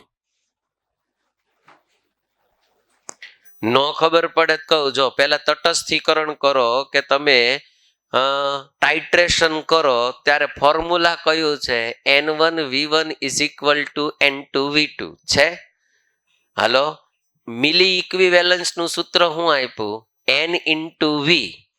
તો જો આ N ઇન્ટુ V કોનો હોય KMnO4 નો અથવા તો Na2CO3 નો, અને આ N1V1 કોનો હોય H2SO4 નો. તો આ તટસ્થીકરણ માટેનું સૂત્ર થયું કે ન થયું? Hello, milli equivalence of H2SO4 equal to milli equivalence of Na2CO3. તો આ શું થયું? તટસ્થીકરણ થયું ને. તટસ્થીકરણ નું સૂત્ર મોલમાં જ વાપરતા હતા ને તમે, યાદ કરો કે ભૂલાઈ ગયું? તો તટસ્થીકરણમાં આ સૂત્ર હશે કે નહીં હોય? અચ્છા, પેલા તમને H2SO4 માટે આ માહિતી આપી છે, જો તમને આપી છે તો આ માહિતી કેટલી મળે? આ માહિતી કેટલી મળે 0.235 અને એને ગુણ્યા 45.6 આટલું થાય. તો સર આ કિંમત આની હોય કે ન હોય? જો આ આની જેટલી જ હોય સાહેબ તો એ તટસ્થીકરણ થાય કે ન થાય? હું બોલું છું સમજાય છે? તો જો આ મિલી ઇક્વિવેલન્સ થયું. અચ્છા, આને ઇક્વલ ટુ શું થાય? તો મિલી ઇક્વિવેલન્સ ઇઝ ઇક્વલ ટુ શું થાય? બીજું તમારી પાસે કઈ સૂત્ર છે? W/E into 1000. જો તો આને ઇક્વલ ટુ શું કરું? W/E. E એટલે કોણ? તુલ્ય દળ. અચ્છા, કોનું તુલ્ય દળ? Na2CO3 નું. કેટલું મળે? 106/2 મળે. કેટલા નો ખબર પડી? 106 ઈ કોણ છે? આણ્વીય દળ. એન ફેક્ટર કેટલો છે? 2. આને ગુણ્યા શું કરવાનું? 1000. બોલો, હવે આ દળ મળી ગયું સાહેબ? કોનું દળ મળ્યું? Na2CO3 નું. એ તો આપણે જોતું છે, જો છે પણ હજી સાચો જવાબ નથી. W ઇઝ ઇક્વલ ટુ 2 ગુણ્યા 0.235 ગુણ્યા 45.6 શું આવે? 1000. પણ આ ક્યારે મળે સાહેબ? 100% હોય ત્યારે. આ જવાબ ક્યારે મળે? 100% હોય ત્યારે. તમને કેટલામાં કોના માટે પૂછ્યું છે? 85% શુદ્ધતા ધરાવતા. તો એ તો હવે ગોતતા આવડે ને. આ 100% માટે છે. માની લ્યો કે આ દળ, ધારો કે આ દળ છે એ તમને 0.15 ગ્રામ મળ્યું, ફોર એક્ઝામ્પલ, છે નહીં જવાબ. તો તમારે વિચારવાનું કે આ જો 0.15 ગ્રામ મળે તો એની શુદ્ધતા કેટલી છે? તો કેટલા ગ્રામે એની શુદ્ધતા છે? 85 થાય. તો 0.15 ગુણ્યા 85 ના છેદમાં હું લઈ લેવાનું? 100. હલો, ક્યાંથી ક્યાં દાખલો જાય છે ખબર પડે? આ કન્સેપ્ટ થયો, બરોબર ધ્યાનથી સમજજો. અહીંથી પ્રશ્ન આવવાના ચાન્સીસ હોય. ડન? ક્લિયર? પેટર્ન સમજો. જો આ નોર્માલિટી ની વેલ્યુ ફરે, ml ની વેલ્યુ ફરે, H2SO4 ની જગ્યાએ બીજું કંઈક આવે, 85% ની જગ્યાએ 75% આવે, Na2CO3 ની જગ્યાએ બીજું કંઈક આવી શકે. ક્લિયર? ડન? અને જો તમને આનો N1V1 અને આનો N2 આપ્યો હોય તો ખાલી V2 ગોતવાનો કે એ તો N થી ઈઝી થઈ ગયું. ક્લિયર? ચાલો, હજી એક આવો પ્રશ્ન આપું છું, તમારે લખવાનો છે અને ટ્રાય કરવાની છે. આપો. દાખલો ગણવાની મેથડ ખબર પડી ભાઈ?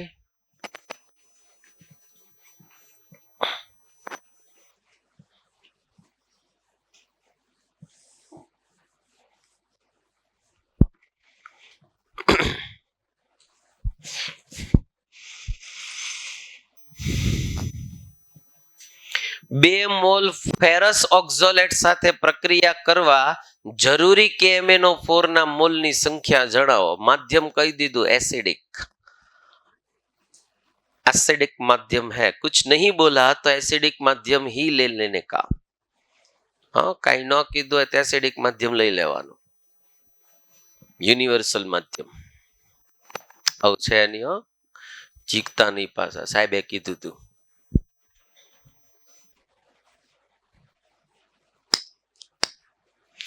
फेरस ऑक्ઝોલેટ લખતા આવડે? फेरस ऑक्ઝોલેટ લખતા આવડે? फेरस ऑक्ઝોલેट કેમ લખાય? Fe બરોબર છે, સાચું જ છે। फेरस ऑक्ઝોલેટ નું સૂત્ર શું થાય? Fe(C2O4) તો આ કેટલો હોય? આની ઉપર ચાર્જ કેટલો હોય? +2 હોય, અને આની ઉપર કેટલો હોય? -2। તો સર આનું ઓક્સિડેશન કરો તો એ +2 માંથી +3 માં થશે ભાઈ। હલો, ધ્યાનથી સમજજો। અને આ C2O4 -2 છે એ કેમાં ફરે? CO2 માં। ડબલ ઓક્સિડેશન થયું, જોજો તમે। જ્યારે તમે KMnO4 ની પ્રક્રિયા આની હારે કરો એટલે આનું ઓક્સિડેશન કરે ને આનું ઓક્સિડેશન કરે। અચ્છા, આમાં કેટલા ઇલેક્ટ્રોન મળે? 1। આમાં કેટલા મળતા હતા? 2। યાદ કરો, બેલેન્સ કરો, 2 CO2 થઈ જાય। હલો, સમજાય છે? તો આ આખાનું ઓક્સિડેશન થાય, આ આખાનું ઓક્સિડેશન થાય ત્યારે ટોટલ ઇલેક્ટ્રોન કેટલા એક્સચેન્જ થાય? 3। અહીંયા હલવાઈ જાય હો છોકરા, ધ્યાનથી સમજજો।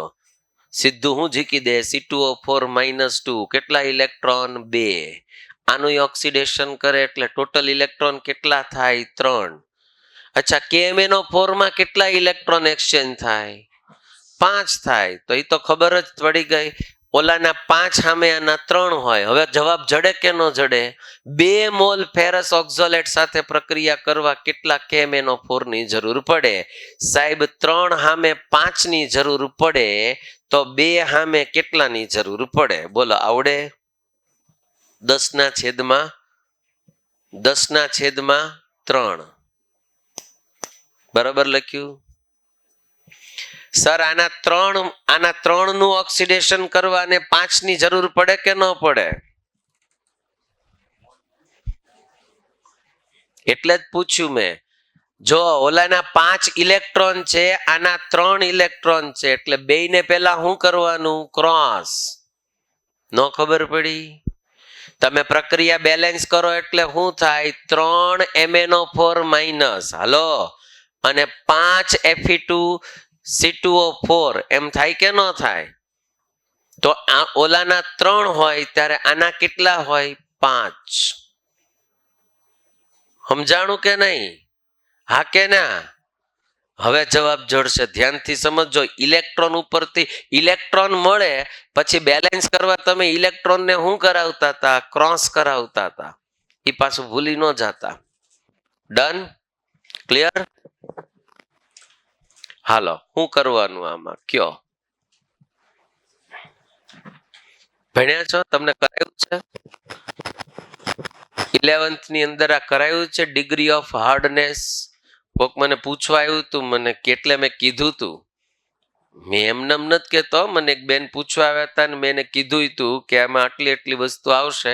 એકાદું એક્ઝામ્પલ મારા ખ્યાલથી તમને સુમિત સરે કરાવ્યું છે એવું મને જ્યાં સુધી ખબર છે ત્યાં સુધી જાણું છું, ત્યાં સુધી કશો વાંધો નહીં। આના હું કેટલાક ન્યુમેરિકલ્સ કરાવીશ, હેડિંગ આપી દો ખાલી, કઠિનતા અંશ। ડિગ્રી ઓફ હાર્ડનેસ આજે ખાલી પરિચય આપીશ, આવતા લેક્ચરે આના દાખલા કરાવીશ। કઠિનતા અંશ પાણીનો હોય। કોનો હશે? પાણીમાં। પાણીની અંદર કેટલાક ક્ષાર દ્રાવ્ય થયેલા હોય, જેના કારણે પાણી છે એ સાબુમાં ફીણ ઉત્પન્ન કરી શકતો નથી, જેને પાણીની કઠિનતા કહેવાય। શું કહેવાય એને? પાણીની કઠિનતા। કપડાં ધો ત્યારે સાબુમાં ફીણ સરળતાથી ઉત્પન્ન ન થાય તો સમજવાનું કે પાણી કેવું છે? કઠિન પાણી છે, હાર્ડ વોટર કહેવાય। શું કહેવાય એને? હેવી વોટર નો કહેવાય. Heavy water is H2O2. એની જેમ જ આવશે D2O, એની અંદર એ આવશે. D2O જો અંદર સામેલ હોય તો એ હેવી વોટર કહેવાય. H2O2 ના ટોપિકમાં એની એક પ્રિપરેશનની અંદર D2O શીખવાડીશ પ્રિપરેશનમાં. અને કઠિન પાણી કે તો એની અંદર કેટલાક ક્ષાર દ્રાવ્ય હોય. ક્ષાર બે પ્રકારના દ્રાવ્ય હોય. જો કાર્બોનેટ કે હાઇડ્રોકાર્બોનેટ એટલે કે હાઇડ્રોજન કાર્બોનેટના ક્ષાર દ્રાવ્ય હોય તો એવી કઠિનતાને સામાન્ય રીતે ટેમ્પરરી હાર્ડનેસ એટલે કે સાદી ભાષામાં કહીએ તો પરમેનન્ટ ન હોય, ટેમ્પરરી હોય એટલે એને અસ્થાયી કઠિનતા કહેવાય. કેવી કહેવાય? એને અસ્થાયી. અને કેટલાક એવા ક્ષાર હશે જેમ કે CaSO4, CaCl2, MgSO4, MgCl2. ઈ જો પાણીની અંદર દ્રાવ્ય હોય તો એ કઠિનતા કાયમી એટલે કે પરમેનન્ટ હાર્ડનેસ એને કહેવાય. બે હાર્ડનેસને દૂર કરવા માટે અલગ અલગ મેથડ હોય. જે હાઇડ્રોજનના પાઠની અંદર અમે ડિટેલથી શીખવાડતા એ અત્યારે રિડ્યુસ થઈ ગઈ. પણ તમને એટલી ખબર હોવી જોઈએ કે પાણીમાં કઠિનતા કોના લીધે હોય અને કયા ક્ષારના લીધે કેવા પ્રકારની કઠિનતા હોય. તમારે નોટ ડાઉન કરવું હોય તો કરી દો. માં લખો અસ્થાયી કઠિનતા જે છે એ MgHCO3 ટ્વાઇસ અને CaHCO3 ટ્વાઇસ.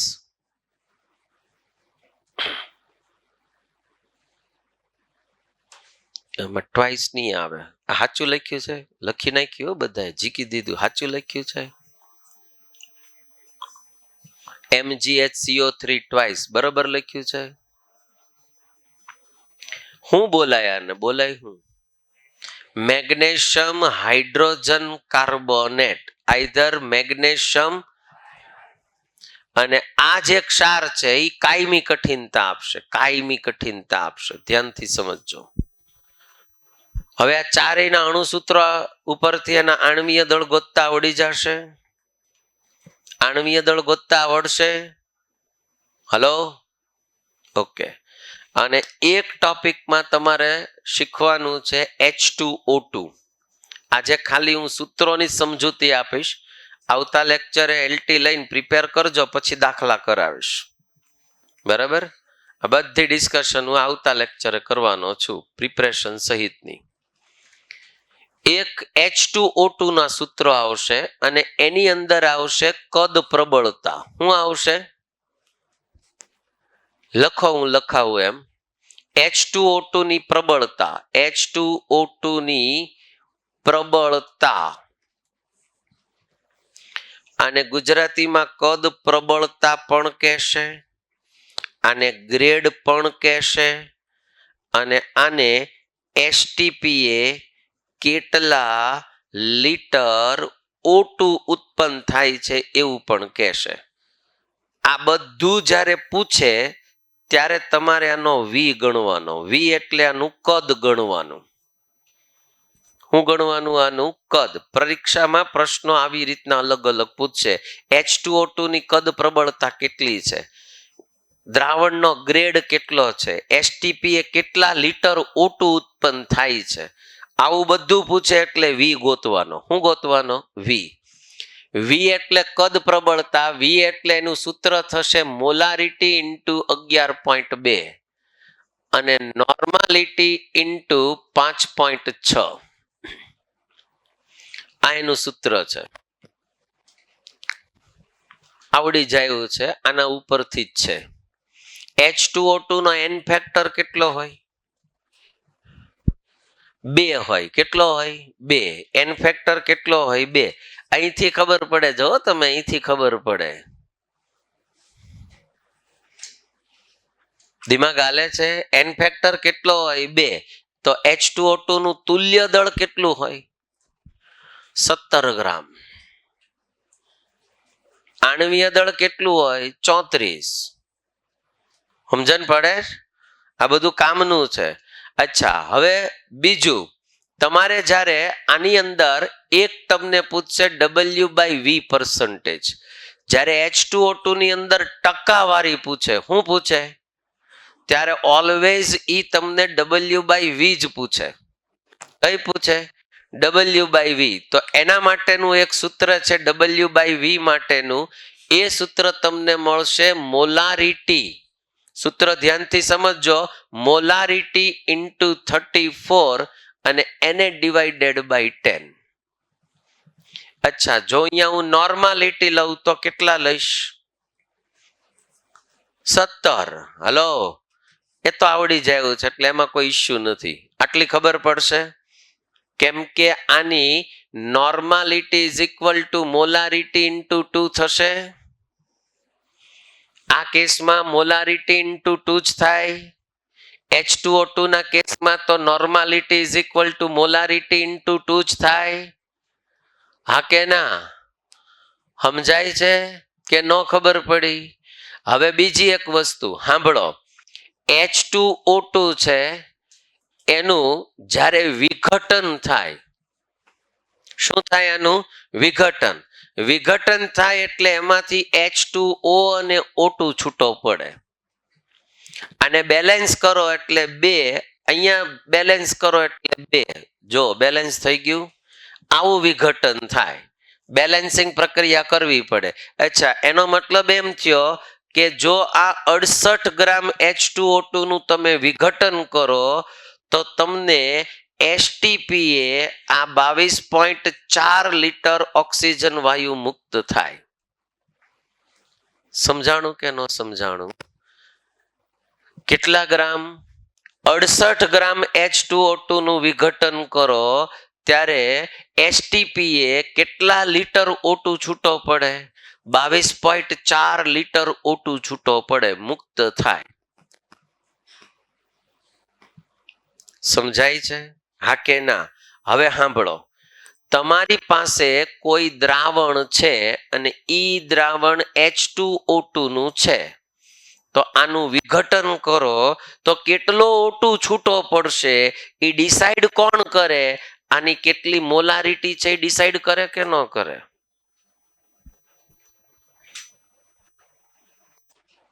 હજી મગજમાં નથી ઉતરતું. અચ્છા, મોલારિટી ઇઝ ઇક્વલ ટુ શું થાય? મોલના છેદમાં કદ ઇન લીટર થાય. તો sir mall is equal two શું થાય? મોલારિટી ઇન્ટુ કદ લીટરમાં થાય કે ન થાય? હા કે ના? યસ ઓર નો? હવે જેટલા મોલ વધારે હોય એટલા O2 વધારે છૂટા પડે કે ન પડે? આ 2 મોલે એટલો છૂટો પડે છે. જો મોલ વધારે હોત, 5 મોલ હોત અંદર, તો આ 22.4 લિટર ની બદલે વધારે છૂટા પડત કે નહીં ભાઈ? કેટલા છૂટા પડત? આ 2 મોલે 22.4 લિટર હોય તો 5 મોલે કેટલા છૂટા પડે? સમજણ પડે? ઈ જ વસ્તુના દાખલા ગણવાના આવશે, એનો ગ્રેડ કેટલો છે ઈ જ ગણવાનો આવશે. ગ્રેડ એમ જ ગણાશે. જો તમે, હલો હલો, સિમ્પલ મેથડ તમને સમજાવું. ઘણાને સૂત્ર મગજમાં નથી ઉતરતું. મોલારિટી ઇન્ટુ 11.2 નથી ખબર પડતી. સાંભળો, આ 68 ગ્રામ હોય એટલે કેટલા મોલ હોય? 2 મોલ. તો સર આ 1 મોલે કેટલો છૂટો પડે? 11.2 લિટર છૂટો પડે કે નહીં? હવે જેટલા મોલ હશે, 1 મોલ હોય તો કેટલા છૂટા પડે? 11.2. તો જો સાહેબ અહીંયા સૂત્ર જુઓ, મોલ બરોબર શું થાય? મોલારિટી ઇન્ટુ કદ. 1 મોલ હોય, કેટલા મોલ હોય? 1 મોલ હોય તો મોલારિટી ઇન્ટુ કેટલા થાય? 11.2 થાય. સમજો? આઈડિયા આવે છે? 1 મોલે કેટલું છૂટું પડે? Molarity into 11.2. જેટલા મોલ વધારે. હવે આ 2 મોલ છે, જો તમે ગણો એ પર મોલે જ ગણવાનું હોય. હું બોલું છું સમજાય? મતલબ જેટલું આની અંદર મોલ વધારે હશે એટલી મોલારિટી વધારે હશે, એટલો વધારે ઈ O2 છૂટો પાડી શકે. તો ઈ જ એની ઇનડાયરેક્ટલી શું થાય? કદ પ્રબળતા. શું થાય એની? કદ પ્રબળતા. અને જો હું મોલારિટી ની બદલે નોર્માલિટી લઉં તો સાહેબ ઈ ઘટી જાય. 68 ગ્રામની જગ્યાએ મોલ નોર્માલિટી લઉં તો કેટલા થાય? 34 ગ્રામ. અને આવડા અહીંયા તમે ગણો તો 11.2 ની બદલે કેટલું મળે? 5.6, કેમ કે તુલ્ય ગ્રામ અડધો થઈ જાય. એટલે અહીંયા આપણે કેટલું લઈએ છીએ? 5.6. આમે મૂકો તમે, નોર્માલિટી ઇઝ ઇક્વલ ટુ શું થાય? Molarity into 2. તો એનું જ સૂત્ર મળ્યું જો તમને. હું કામ આ 11.2 ને 5.6 લીધું એ ખબર પડી? કન્સેપ્ટ ક્લિયર થયો? બસ આટલી વસ્તુ મગજમાં સ્પષ્ટ થવી જોઈએ. આવતા લેક્ચરે જે આ સૂત્રો આપ્યા છે એના ઉપરથી હું કેટલાક દાખલાઓ તમને ગણાવીશ. બરાબર છે? હવે બીજું સાંભળો, આના ઉપરથી આની કદ પ્રબળતા તો લખાવી જ છે મેં. કદ પ્રબળતાનું એક સૂત્ર આપણે ક્યાંક આપ્યું છે, ગ્રામ પર લીટર આપી દીધું છે. આ રહ્યું. શું સૂત્ર થાય? નોર્માલિટી ઇન્ટુ ઇક્વિવેલન્ટ માસ આઈધર મોલારિટી ઇન્ટુ મોલિક્યુલર માસ. એ H2O2 માં લાગુ પડે કદ પ્રબળતા ગ્રામ પર લીટરમાં. રાઈટ? લ્યો આટલા સૂત્રો કરી નાખો. આવતા લેક્ચર એના ન્યુમેરિકલ્સ ની વેરાયટી આપણે ડિસ્કશન કરશું બેયની, અને પછી સોલ્ટ એનાલિસિસના એક ભાગની અંદર આપણે જશું. રાઈટ?